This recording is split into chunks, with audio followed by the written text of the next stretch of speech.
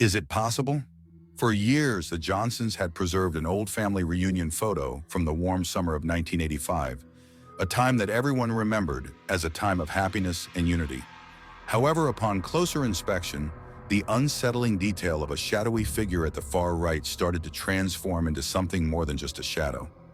Imagine the chill that runs down your spine as you try to recall a face that you've never seen before, and the horror that grips you when you realize that with each glance at that image, the extra figure is moving closer to the center. This experience could make any family question their own history. As if on an unavoidable course toward them, the figure inched closer to the center of the picture with every day that went by. It was like a whisper in the darkness when I first saw the figure. During supper, my mother pulled the old photo box from Grandma's attic with her infectious chuckle.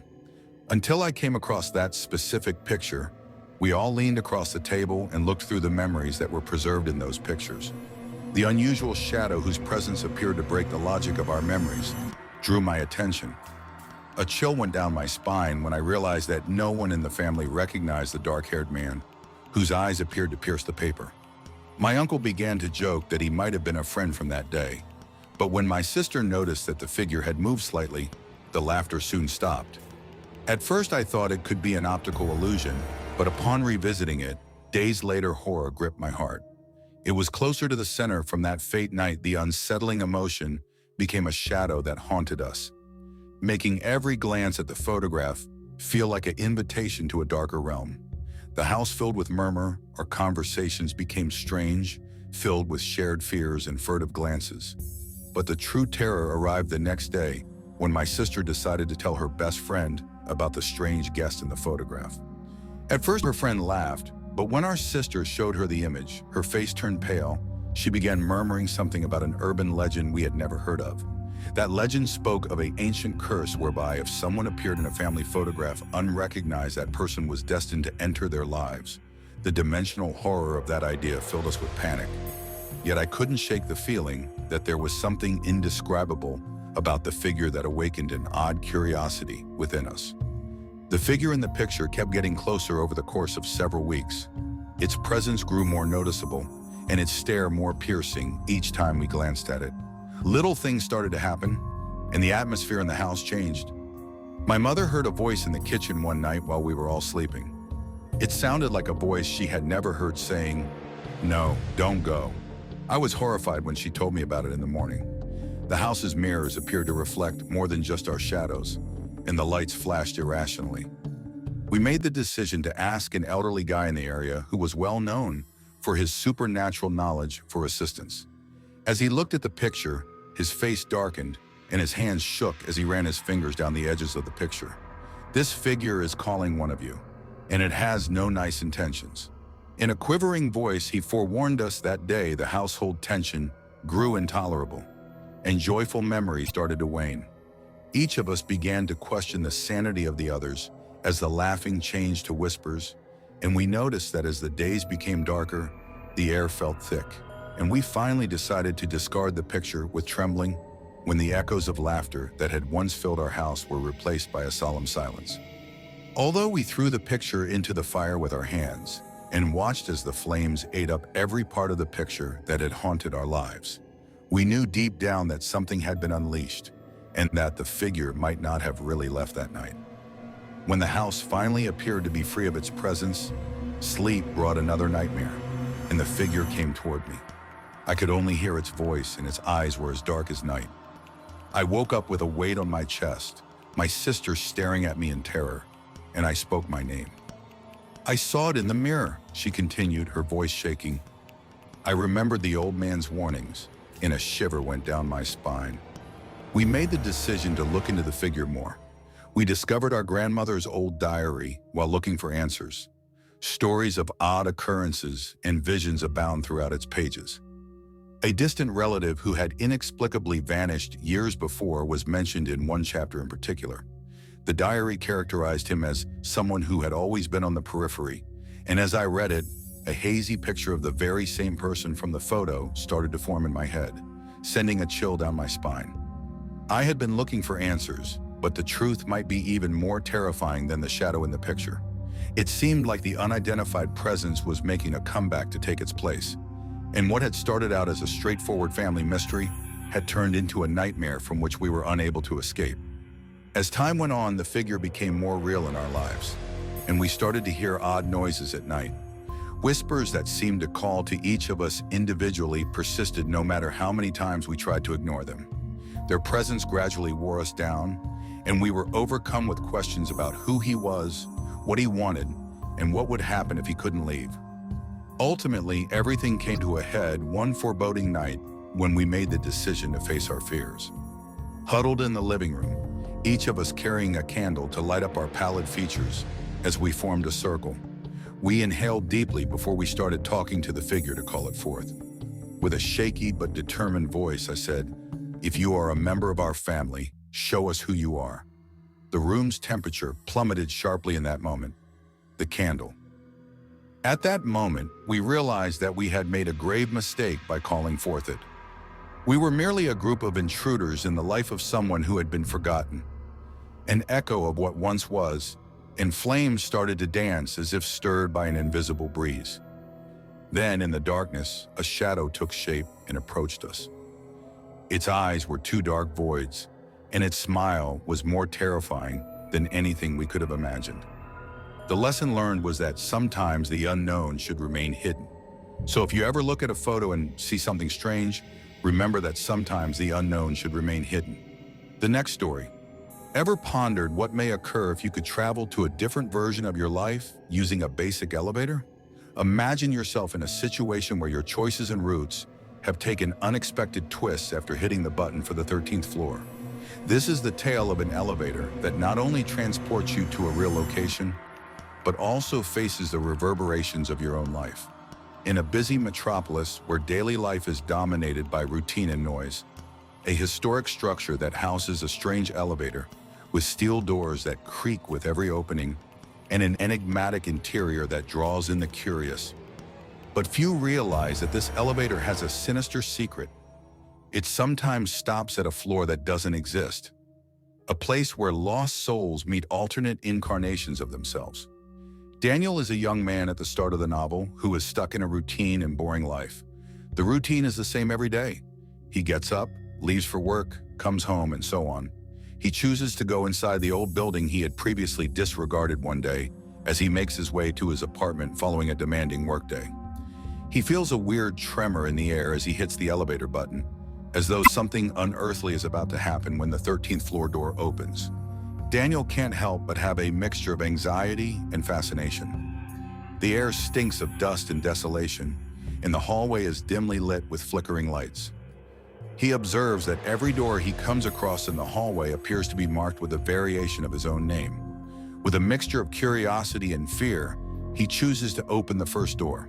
He enters a room that is exactly the same as his own, except with some disconcerting minor variations. The walls are covered in pictures of joyful times rather than the plain decor he had selected for his house. He never experienced a wedding with a stranger. Kids never had the same sensation of longing that he did as he saw his previous life play out in front of him. He quickly discovered, though, that this parallel reality is not flawless. Instead of laughing, there are muted screams and vacant eyes. As Daniel starts to realize that every choice has significant ramifications, he feels a growing weight in his chest. The pain forces him to dash back through the door and into the 13th floor hallway. But the elevator is not so cooperative. He keeps running into more doors and more incarnations of himself when he attempts to get back to it. One Daniel has given up on his aspirations entirely, another is stuck in a bad relationship, and a third is successful but lonely. Every interaction makes him more disturbed, and every rendition captures his worst regrets and anxieties. He is overcome with anxiety as he tries to return to reality. Can he break free from these warped perceptions? Or will his desperate search for answers keep him stuck in this maze of possibilities? Daniel starts interacting with several incarnations of himself. He understands that each one can teach him something important about his decisions in the past and the future. One Daniel cautions him about the perils of dwelling on the past, while another advises him to never let other people's opinions influence him. As he investigates these other universes and hears their stories, he starts to realize how important it is to accept his own choices and grow from them rather than running away to other life. At the end of the hallway, Daniel finds a last door that is inscribed, "The Decision." He opens it to see that he is in a blank room with nothing but a huge mirror in front of him. He sees all of his incarnations in the reflection, complete with triumphs and setbacks, happiness and grief. He is overwhelmed by the deafening commotion created by each one speaking to him simultaneously. But in the middle of all that chaos, he hears a voice that says clearly, "You are the one who created your own life." That line reverberates like a strong echo in his head. Daniel then realizes that he needs to take charge of his destiny and overcome the crippling anxiety that has kept him stuck in his routine. With newfound resolve, he confronts his other selves and thanks them for revealing who he is. But he must now return. As he descends to the ground floor, the images start to fade away as he feels a warm energy enveloping him. Eventually, he returns to the 13th floor hallway and stands before the elevator once more. The flickering lights seem to indicate that he has reached the end of his journey, but before he enters, he feels a strange connection with all those versions of himself he has encountered. They are as much a part of him as his own memories. When Daniel leaves the building, the city appears to be more colorful, and the air is filled with new possibilities. However, as the days go by, Daniel starts to notice small, strange details in his everyday life. Familiar faces seeming less recognizable, as if they were slightly distorted or changed. His best friend talks about past events, but Daniel does not remember being present at them, even though it feels like those memories are fundamental parts of him. Daniel feels renewed determination because he has learned that he cannot change his past or live in the shadows of what could have been. One night while going through old photos, he finds an image where he's surrounded by people he does not recognize, but who have an intense emotional connection with him. It's as if they were forgotten fragments of his own story. Confused, he decides to return to the building where it all began, hoping to find answers upon arriving at the old building. Anxiety and expectation mix within him. Once again enters the elevator, feeling how its doors close behind him. With an ominous sound, he presses the button for the 13th floor. Feeling how familiar vibrations envelop him while ascending into the unknown, when the doors open again before him, he takes a deep breath, preparing himself for whatever may come this time. However, this time the hallway seems different. Darker, more oppressive, as if it had absorbed all light around it. He cautiously walks until reaching familiar doors. But this time something new awaits. All are closed except one marked reality upon opening it.